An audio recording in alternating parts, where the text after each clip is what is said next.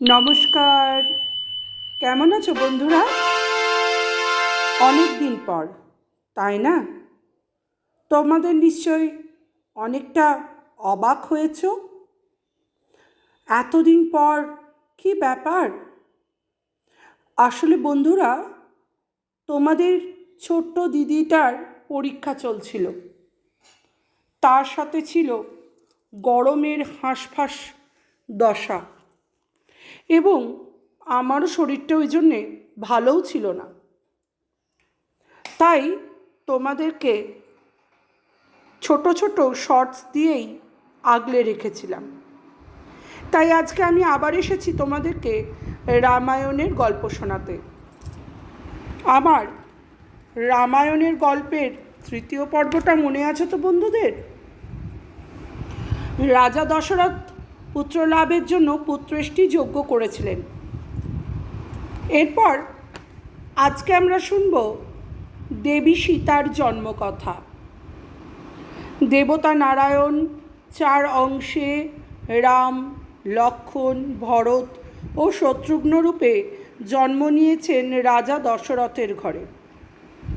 আর এদিকে প্রজাপতি ব্রহ্মার ব্যবস্থা মতো নারায়ণের পত্নী লক্ষ্মী দেবীকে একটি ডিমের মধ্যে শিশুকন্যা রূপে রাখা হলো রাজা জনকের কৃষিক্ষেত্রে। রাজা জনক প্রতিদিন কৃষিক্ষেত্রে লাঙল চালান।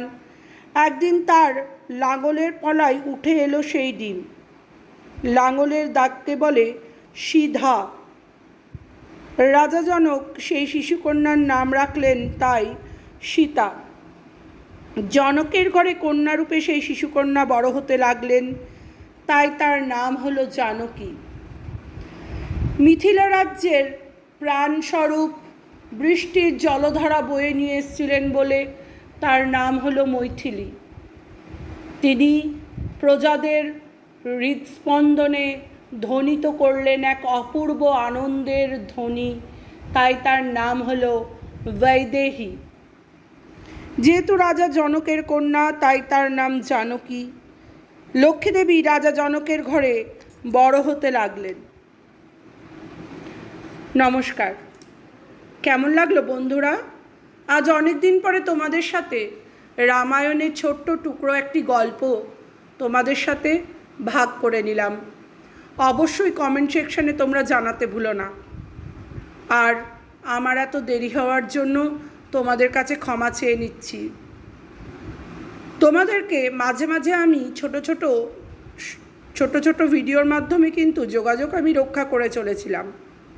তাই আজকের গল্পটি তোমাদের কেমন লাগলো তোমরা অবশ্যই কিন্তু জানাবে বন্ধুরা। নমস্কার।